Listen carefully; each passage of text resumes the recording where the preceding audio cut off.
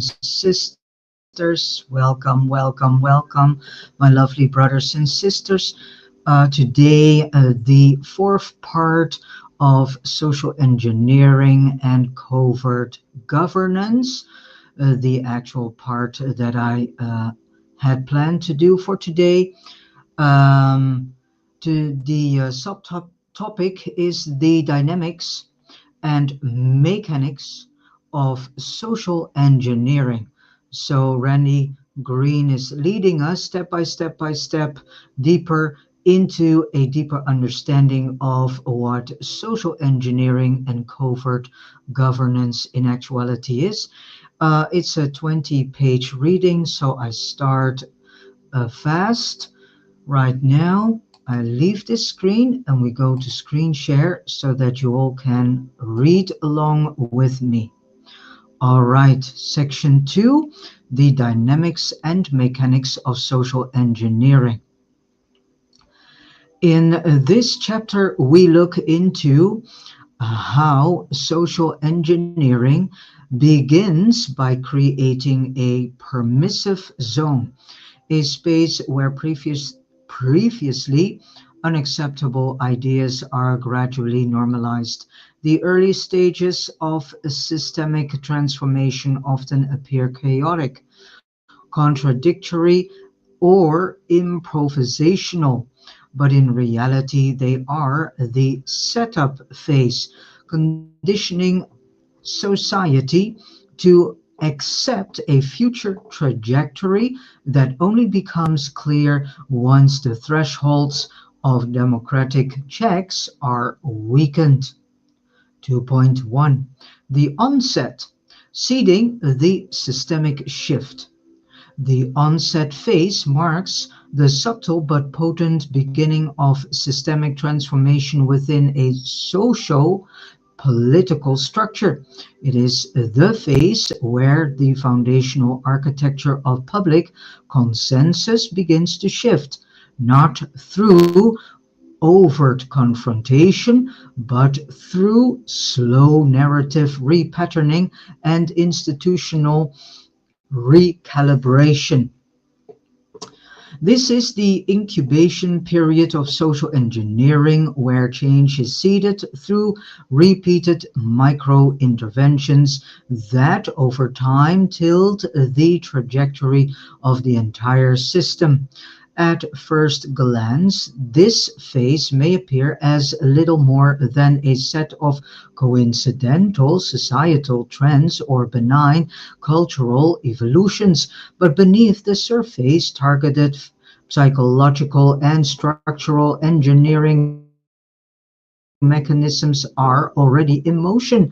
These include narrative manipulation, infiltration of key institutions, and the systematic undermining of public trust in foundational pillars such as science, education, governance, and journalism, which we all are now into, and in which we can see that this is already going on for at least 4 decades at minimum.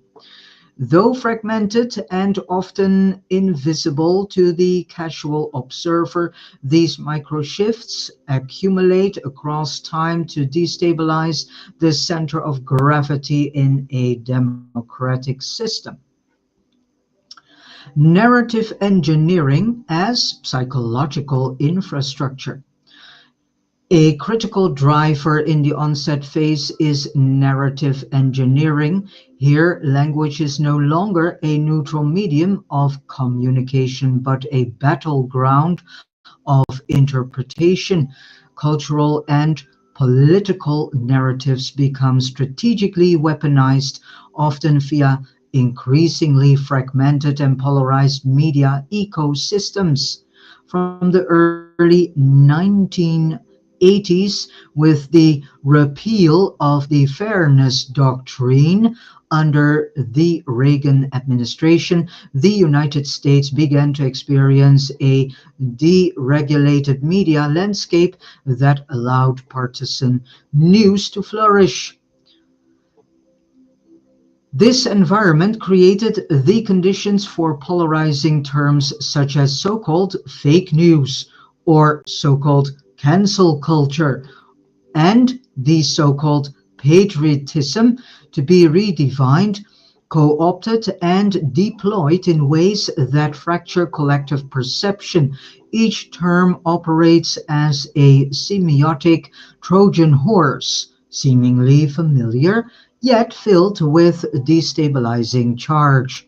The result is a condition where two individuals may inhabit the same geography yet live in epistemologically incompatible worlds.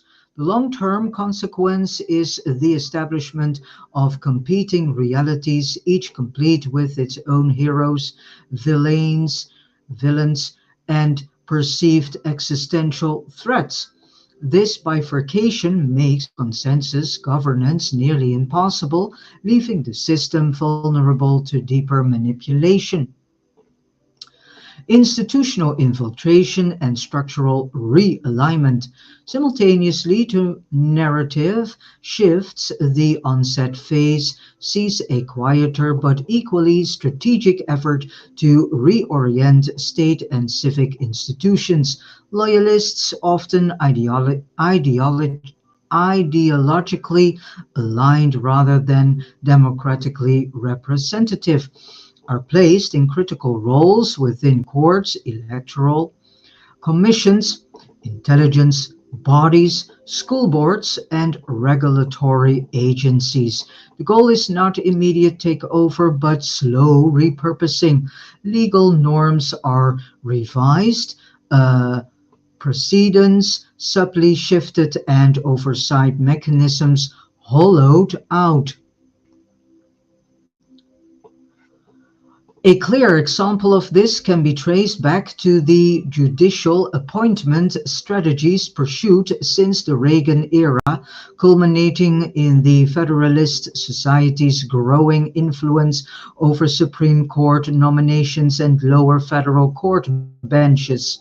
Over decades, a parallel legal infrastructure has been erected, conservative, ideologically coherent, and increasingly unaccountable to the broader electorate. What appears as procedural business on the surface is in fact a part of a long game strategy to reprogram the legal and institutional DNA of the republic and of each and every nation, so to say. It is a form of governance by quiet accretion, not revolution. Distrust, inflation, and ontological destabilization. The final critical mechanic of the onset phase is the intentional inflation of public distrust. Expertise, once a foundation of social trust, is gradually painted as elitist, biased, or corrupt. Scientific institutions are accused of hidden agendas. Teachers and public educators are reframed as ideological foot soldiers. Government officials are presumed to be part of so-called deep state conspiracies. The result is an ontological destabilization. People no longer know what is true, who to trust, or how to orient their behavior collectively. This erosion is not accidental, it is a calculated psychological strategy that replaces informed citizenship with reactive identity affiliation. In such an environment, conspiracy theories flourish because they provide emotional coherence in a world where informational coherence has collapsed. System state, a plastic face with momentum for change. Despite these manipulations, the onset phase remains a plastic period, meaning the system has not yet crystallized into a fixed trajectory. It is still responsive to pressure, innovation, and organized counter intervention.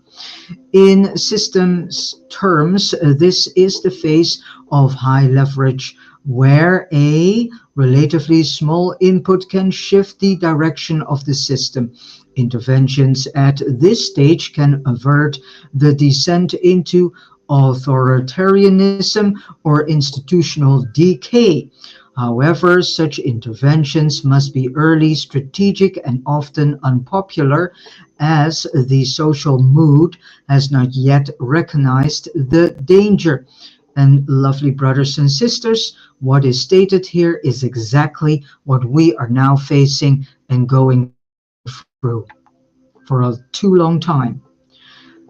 The American case, 1980s to early 2000s.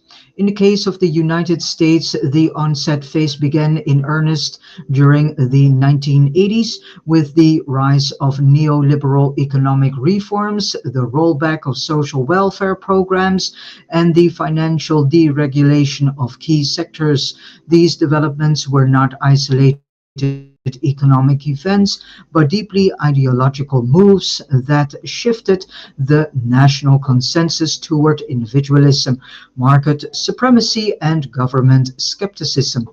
This period also saw the consolidation of media ownership, turning journalism into infotainment, and the rise of 24/7 news cycles that demanded constant spectacle, often at the expense of nuance. Cable networks like Fox News played a key role in solidifying the alternative narrative spaces that now dominate political discourse. By the early 2000s, this groundwork had set the stage for more radical shifts, including the post 9/11 security state expansions, the politicization of truth under the Bush administration, and the growing use of emotional mobilization over rational persuasion in public discourse. In hindsight, these decades appear not as disjointed events, but as coordinated architecture in the making, the laying of neural pathways through which future systemic transformation would later flow. The onset phase marks the beginning of a profound transformation in a social political system. It is the incubation period during which social engineering mechanisms implant new narratives, alter perceptions, and start fracturing existing consensus. This phase is often subtle, operating through cultural, media, institutional, and legal micro shifts that accumulate over years or decades. To sum up key dynamics, well, I skipped this. You can read this in the PDF document that you can freely download from the mentioned um, links in the text box. The US example: in the United States, onset spans roughly from the 1980s onward, characterized by neoliberal economic policies, deregulation, media consolidation, and early political polarization. The 24/7 news cycle and social media emergence accelerated narrative bifurcation. Early judicial appointments and election law changes began subtle institutional remodeling. Mechanics. The mechanics are disorientation through information chaos. Disruption of shared reality is one of the earliest tools. Disinformation, epistemic, relative relativism, and alternative facts lower collective coherence.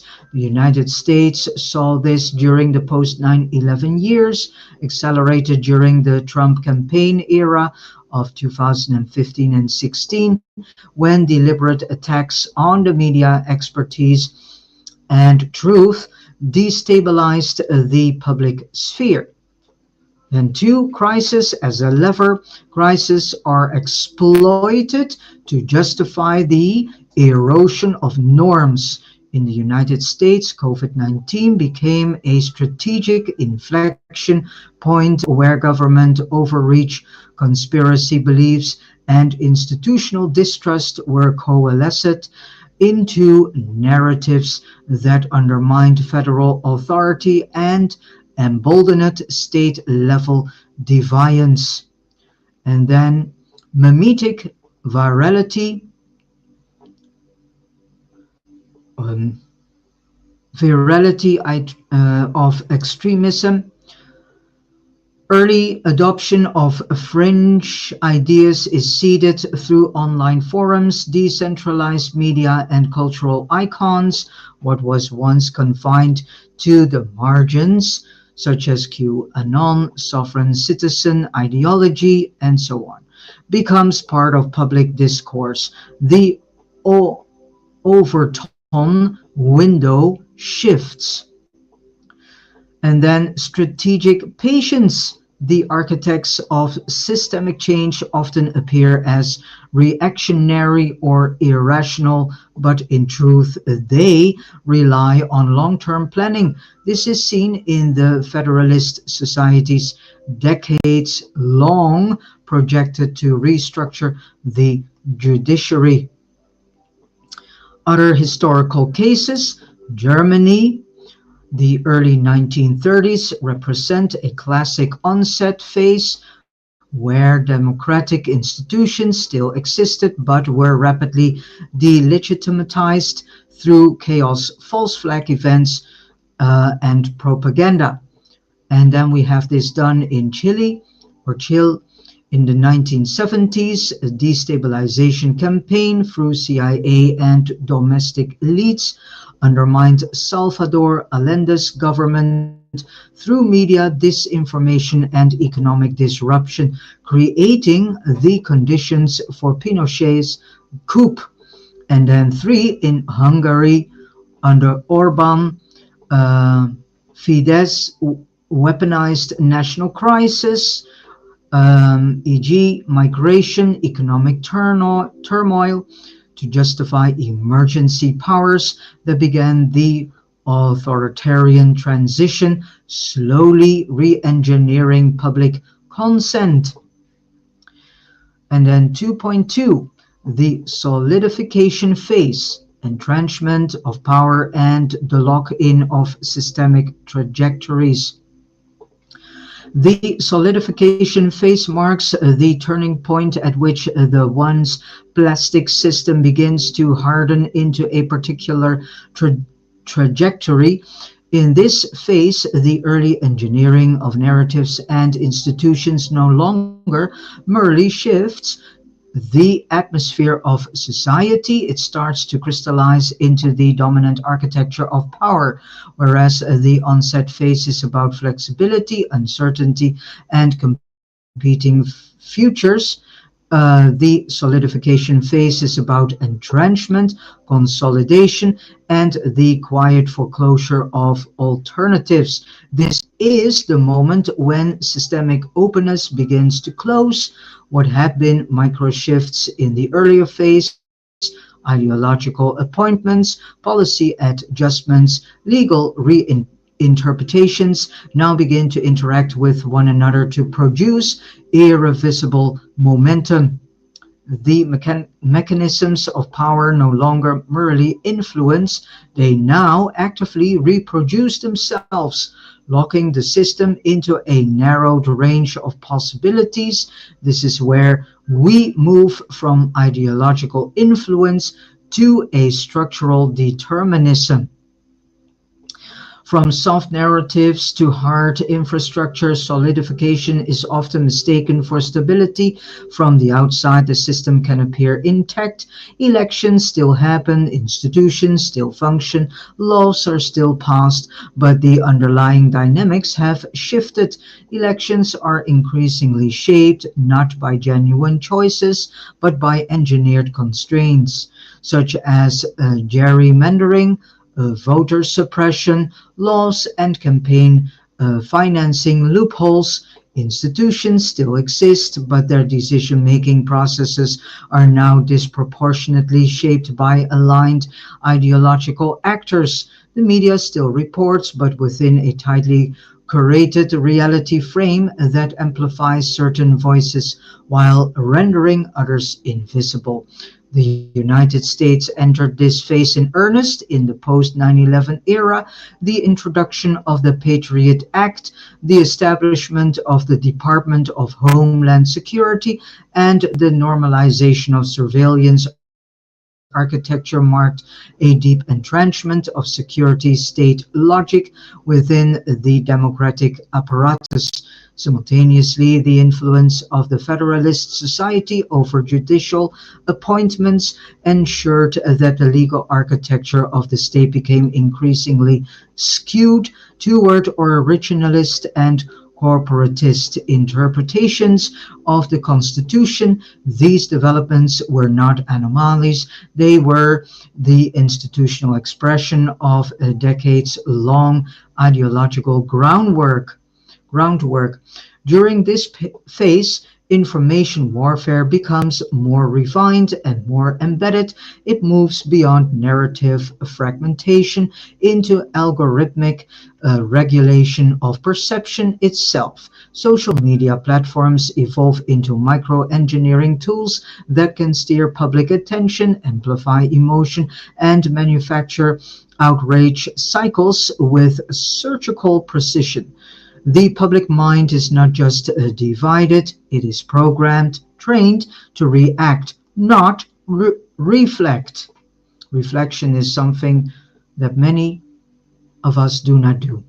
This emotional architecture serves as an important function in the solidification process. It exhausts the population. People are overwhelmed not by repression, but by cognitive overload. And this is exactly what we see: decision fatigue and a sense of futility.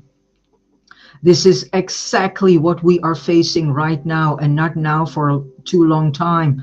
Hope is replaced by cynicism, and cynicism creates the conditions for withdrawal. In this withdrawal, political participation becomes sporadic, movements splinter, and the opposition becomes easy to contain. Social cohesion is not destroyed outright, but it is neutralized as a force for systemic course correction.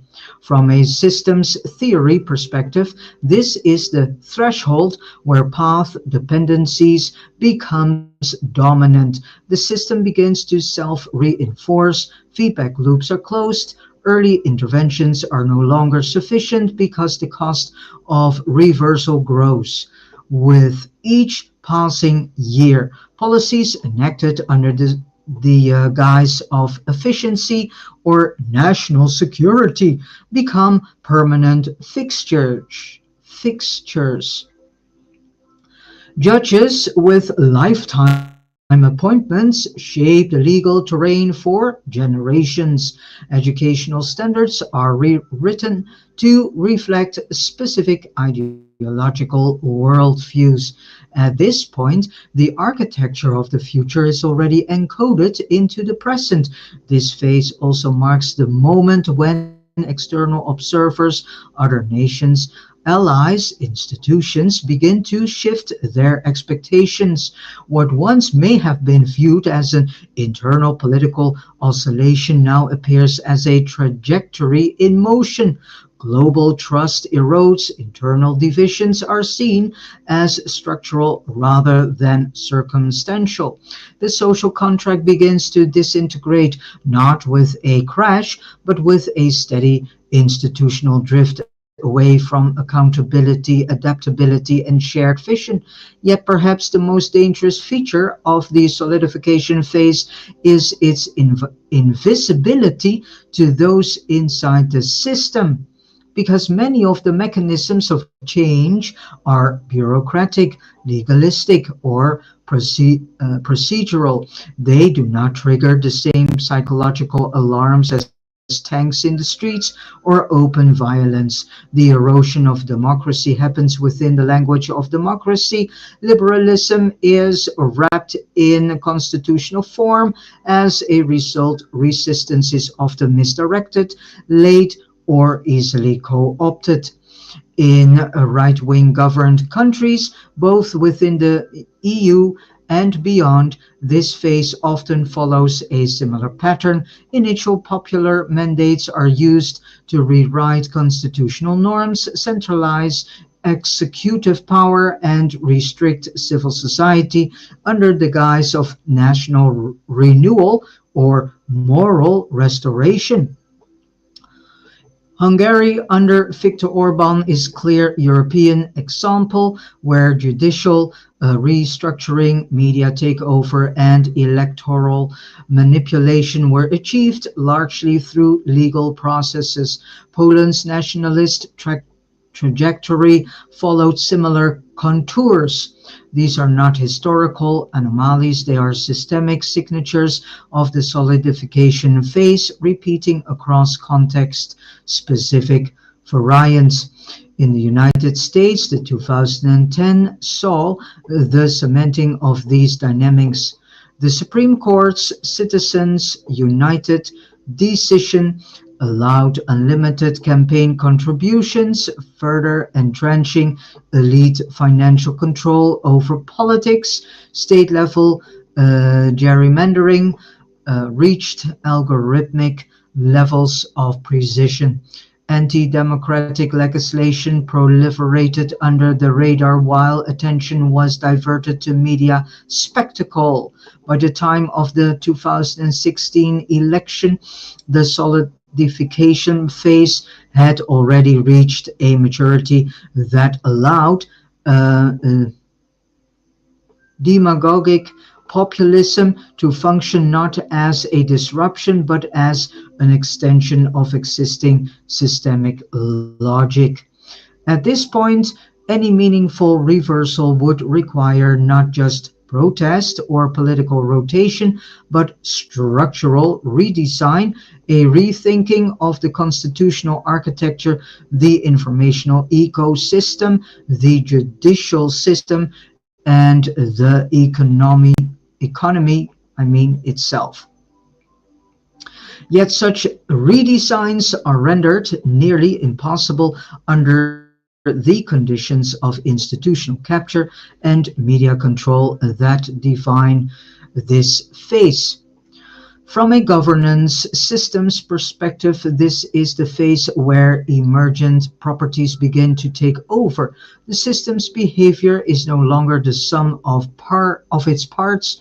It begins to operate as a coherent whole with a logic that transcends individual actors. Leaders change, elections occur, policies shift, but the system behaves with increasing consistency as if under the influence of a deeper attractor.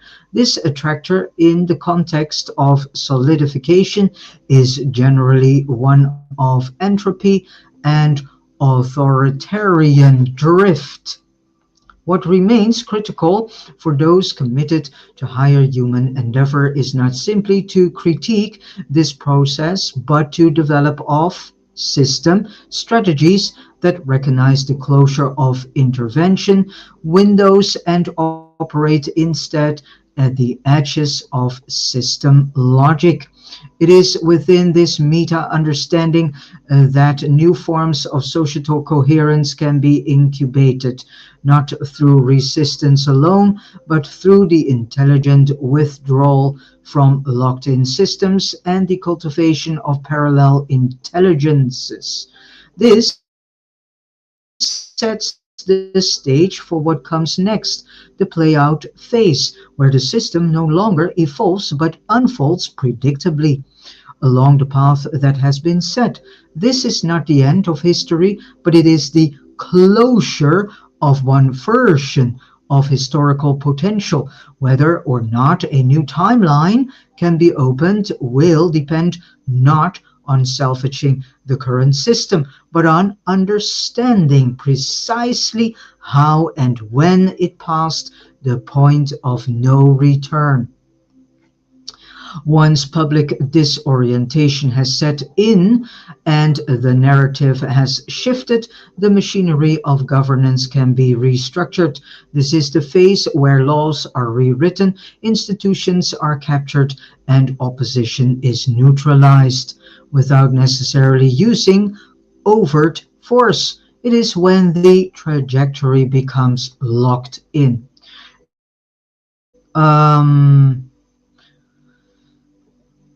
So the mechanics are judicial re-engineering, state-level sovereignty, claims the administrative erosion, permanent electoral advantage, militant subtext. And this is armed paramilitary support, is not formally state sanctioned, but is allowed to exist as an implied threat. It becomes a psychological tool to instill fear in opposition actors. And the rest is, in actuality, a rehearsal of the text before. All right, Trump as an emergent property. Within the framework of classical systems theory, and emergent property is a phenomenon that arises from the interaction of multiple components within a system, yet cannot be attributed solely to any one part. It is the product of the system's internal dynamics reaching a critical threshold, at which point something new manifests that reflects the underlying structure, not any single actor or variable. Viewed through this lens, Donald Trump is not the cause of the American crisis, but its crystallized expression. He is not an anomaly or interruption of American political life. He is the natural consequence of unresolved structural forces converging.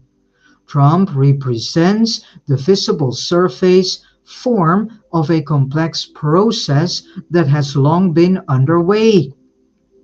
His rise and sustained popularity must be seen not in isolation, but as a manifestation of a system selecting for entropy, fragmentation, and performance over coherence. The deeper system level factors that contributed to his emergence include decades of epistemic erosion where truth lost its universal weight and became negotiable and increasingly market driven. This breakdown of a shared epistemological ground created space for alternative narratives, conspiracies, and affect driven cognition to take hold. Simultaneously, social um, atomization eroded communal bonds as shared narratives, public spaces, and social institutions frayed. Individuals became increasingly isolated, not just physically but ideologically. The resulting disconnection made individuals more susceptible to simplistic, emotionally charged ideologies that offered belonging and identity. Media and information systems accelerated this process. Over time, the media ecosystem evolved from a relatively cohesive set of journalistic standards to a fragmented profit and power driven machinery. Ratings and clicks overtook facts and verification as core imperatives. This shift created fertile terrain for what we now know and refer to as information warfare, a domain in which political actors, algorithms, and corporate interests compete not to inform the public but to capture and manipulate attention. The economic landscape also played a major role. The effects of globalization, outsourcing, wage stagnation, and the erosion of middle class security left vast portions of the American population economically precarious and emotionally unmoored. These conditions intensified resentment, fueled zero sum identity politics, and undermined trust in conventional leadership. Meanwhile, institutional failure, congressional gridlock, judicial politicization, and the growing perception that democratic institutions no longer serve the public interest undermined legitimacy. Voters began to associate dysfunction with the very structures meant to protect democratic integrity. All of this unfolded against the backdrop of unresolved historical trauma, the legacy of slavery, racial injustice, settler colonialism, imperialism, and the myth of American exceptionalism. These traumas were never truly integrated and instead they resurfaced through political volatility, scapegoating, and cultural backlash. Finally, American culture itself shaped entertainment, logic, and spectacle played a decisive role in a society where visibility and virality equate to power. Politics inevitability adapted to performative norms. Trump, a media personality fluent in these dynamics, was not just acceptable but ideal in a system already conditioned to reward spectacle over substance. And then the feedback loop, why it sustains itself. Trump is more than a product of these dynamics. He is now part of a self reinforcing feedback loop in a complex adaptive system. His presence continually generates the conditions that validate his presence.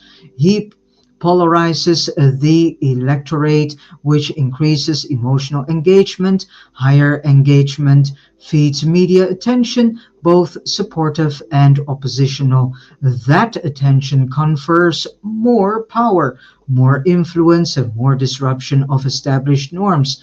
The destabilization of norms, in turn, makes authoritarian or strongman logic more appealing to a populace desperate for control amidst uncertainty.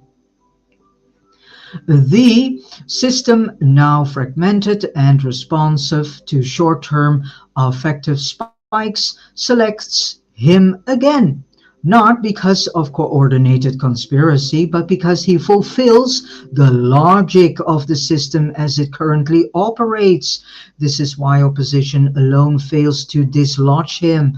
The system does not respond to rational counter arguments. It responds to energy, attention, and spectacle. In opposing him, many inadvertently amplify him, fueling the very mechanisms that sustain his relevance. What we are witnessing then is not a failure of individual actors, but a structural selection for entropy. The system is no longer capable of coherence or integrative function, so it produces what matches its internal state: destabilization as leadership, fragmentation as ideology, and performance as governance. Understanding Trump in this way is not a defense, it is a systems level diagnosis. It is also clarifies the limits of intervention. One cannot simply remove an emergent property without altering the system conditions that produced it. That is the deeper work, and one that must begin not with spectacle but with restoring coherence, integration, and long-term structural repair. And then other historical cases, well, we have Russia, we have Poland, and the United States post 2020, Project 25, and its policy architecture openly aim to dismantle the administrative state. Trump aligned legal scholars have already drafted executive orders to invoke a unitary executive theory in full. And then to sum up the key points, this is something you can read yourself. And then we go to Trump as an emergent property. In classical systems theory, an emergent property is a phenomenon that arises from the interaction of lower level components in a system, but cannot be reduced to any one of those parts. It is not the result of a single actor or input, it is the natural outcome of systemic dynamics reaching a certain threshold. So Donald Trump's emergence symbolizes this phase. He is not an aberration, but the emergent property of decades-long systemic shifts. Despite widespread opposition, institutional changes continued unimpeded. Legal and administrative systems adapted to secure the new order. In this light, Trump is not the cause of the American crisis. He is its crystallized expression. He is the visible form of decades of epistemic breakdown, social atomization, information warfare, economic precarity, institutional failure, unresolved historical trauma, and entertainment culture saturation. Okay.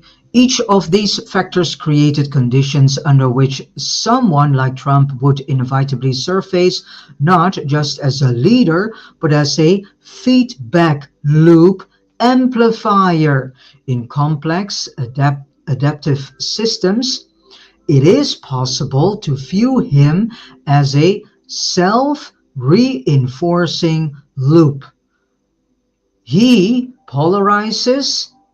Polarization increases engagement. engagement increases attention, attention increases power, power destabilizes norms, destabilization makes strongman logic more appealing, and so the system selects him again. It is not personal, it is structural. The system is selecting for entropy and shock value as a form of governance because it is no longer carrying an internal coherence. I need to see.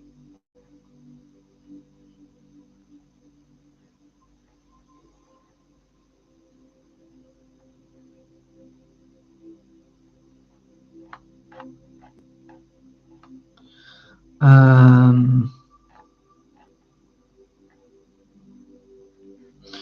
okay.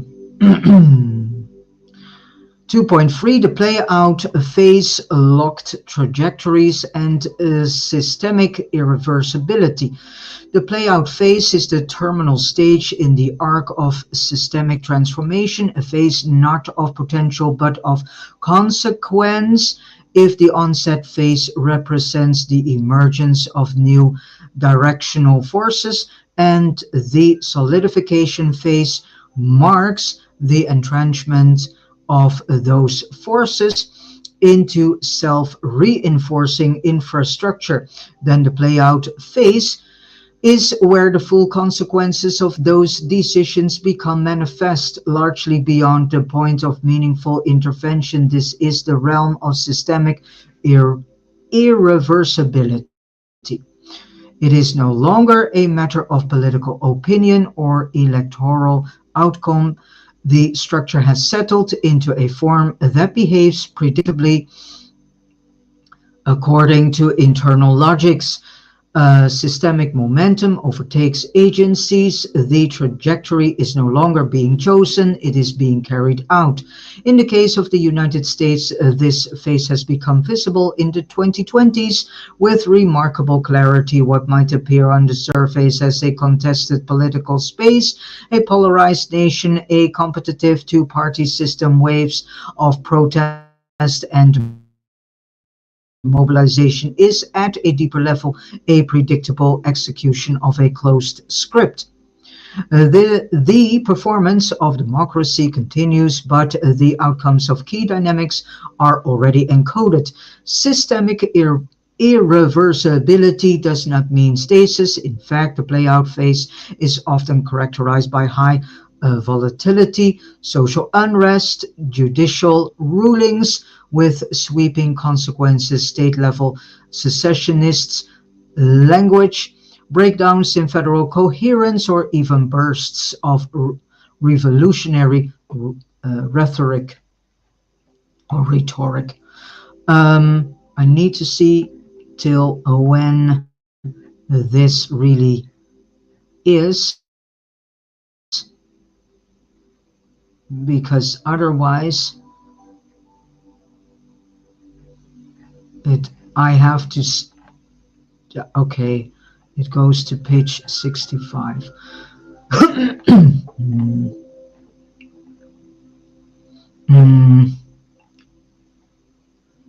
Let me see.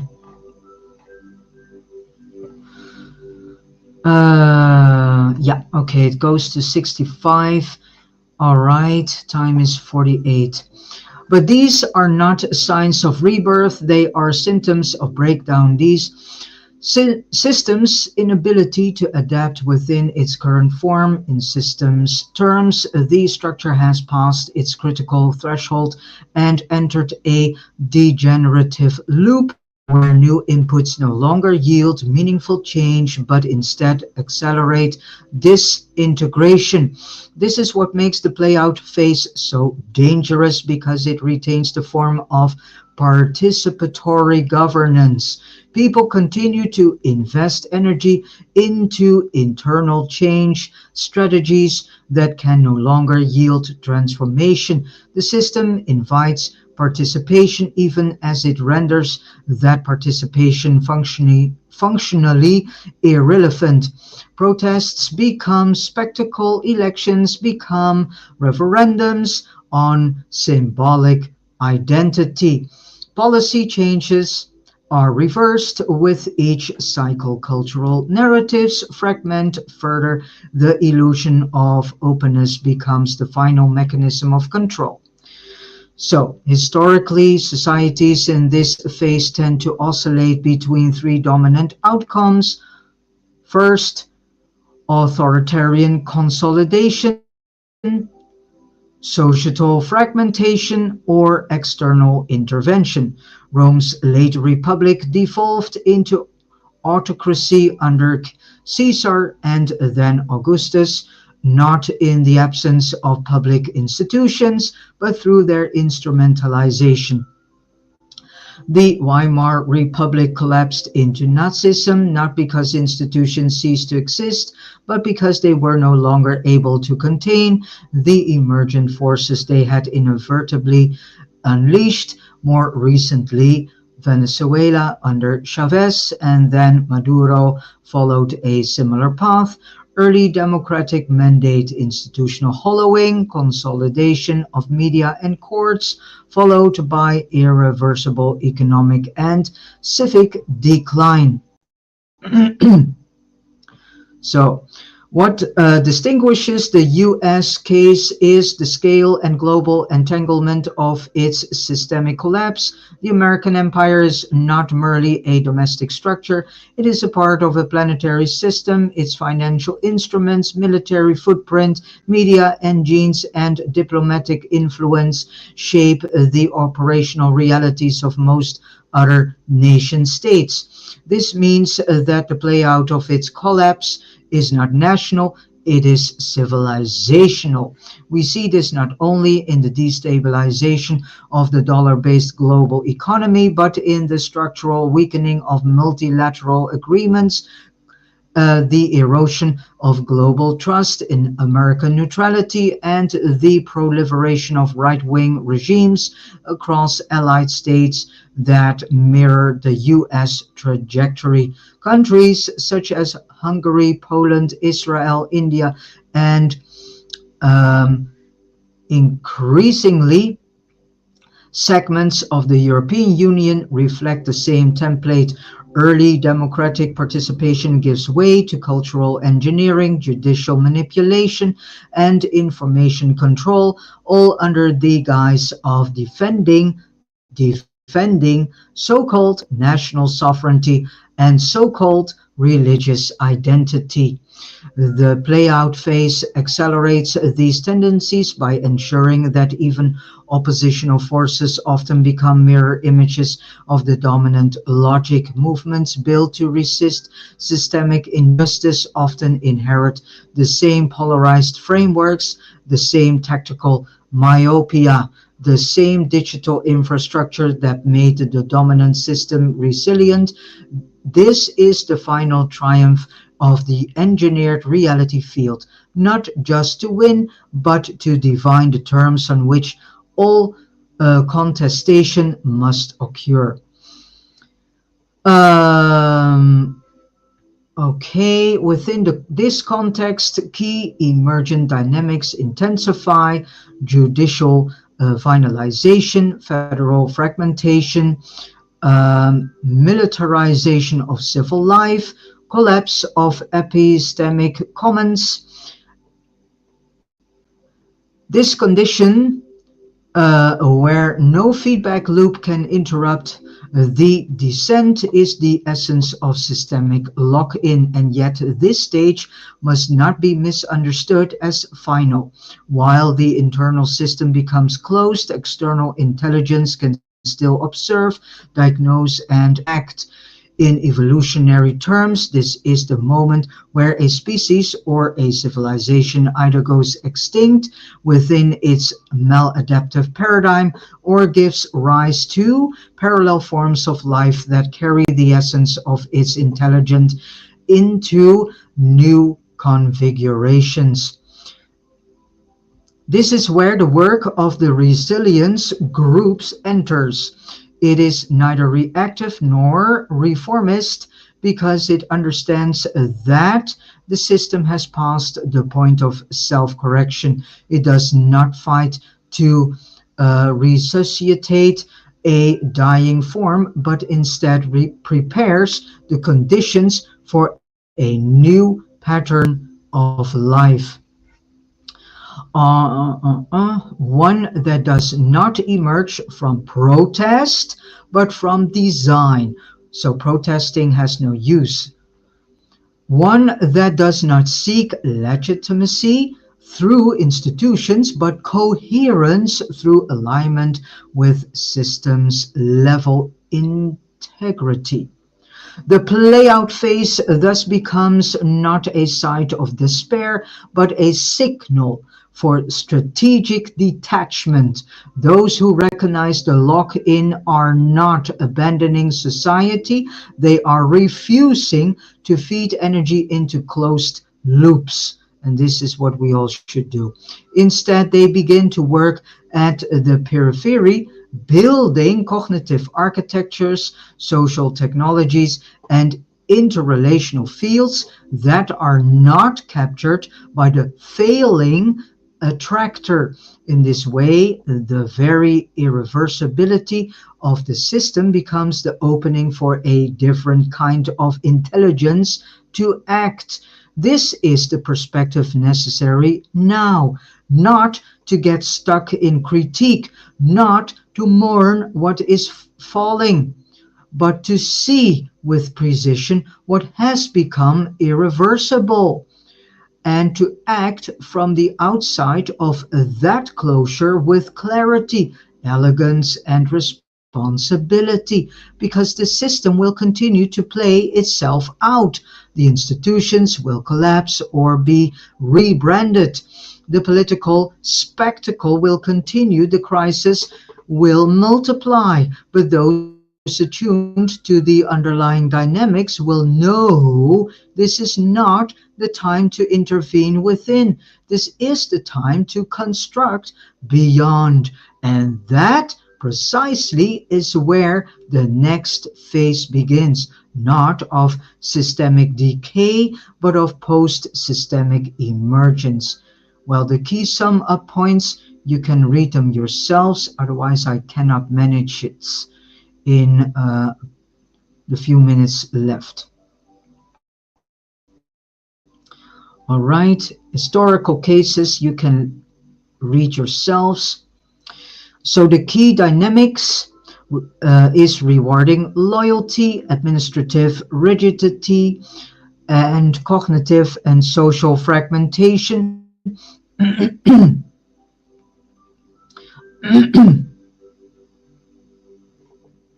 And rewarding loyalty is nothing more than punishing deviation. Institutions increasingly serve power consolidation rather than public good.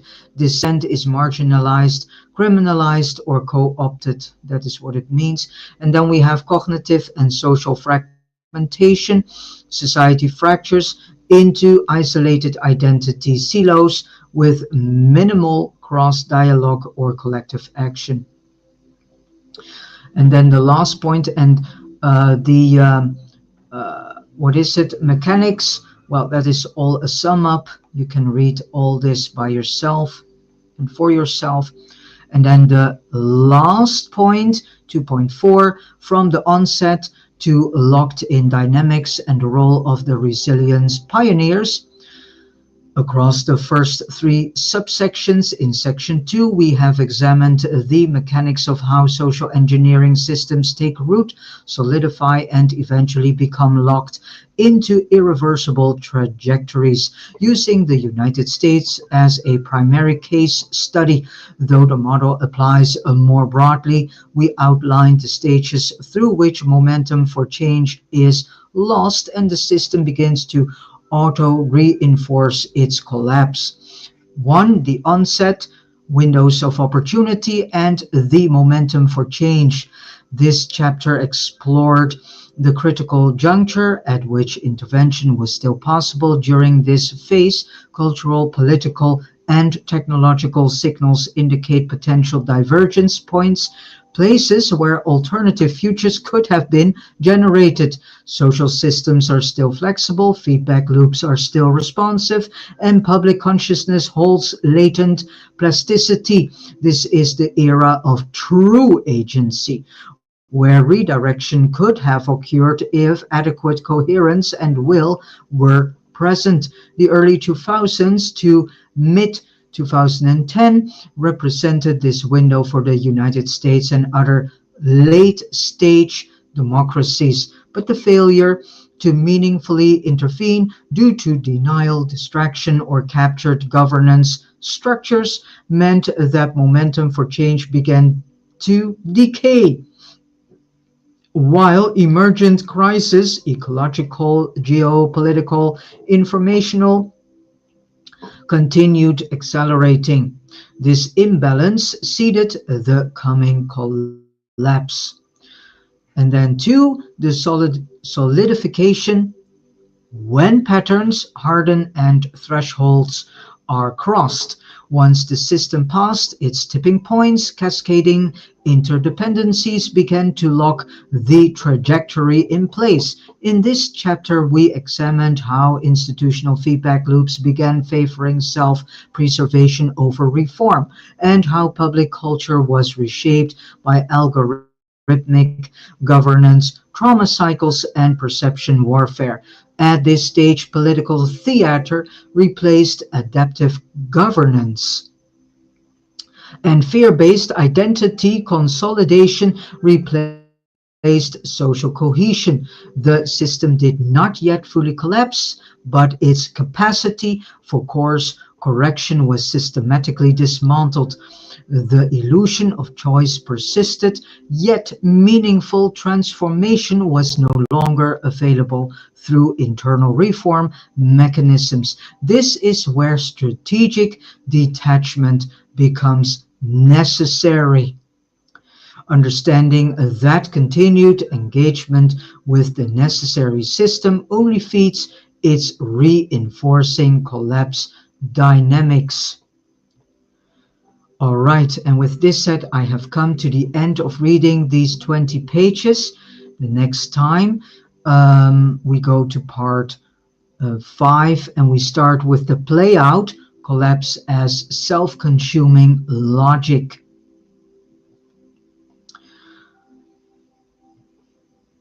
I leave this screen share and go to this screen. This article truly informs us in depth what truly is being played out all over the world. We are thus in a system collapse. So protesting and debating and whatever over all sorts of seemingly important issues is irrelevant. We need to see what Randi Green is describing here as creating resilience. Yeah, so not going along with this collapse and buying into its topics and buying into all the narratives, but step aside, detach yourselves, and be resilient. Okay, please re-listen and reread this article. You can download this article from the mentioned websites. The links are in the text box. Please do so and start reading this yourself and have yourselves informed in a different way so that you can start seeing the real theater play that is going on. All right. Then I go to the end of this reading and I will end this hour. Thank you so much for listening and reading along with me. I wish you all a beautiful, joyful day filled with a lot of love, truth, and wisdom and ministry to your fellow brothers and sisters, as well as service to them. And I hear you the next time, which will be Sunday, with a new Urantia Live book presentation or reading, better said. Okay, let us listen to a nice and lovely music of a band sound known as Echoes from the Mountain. And I see you next time. God bless you.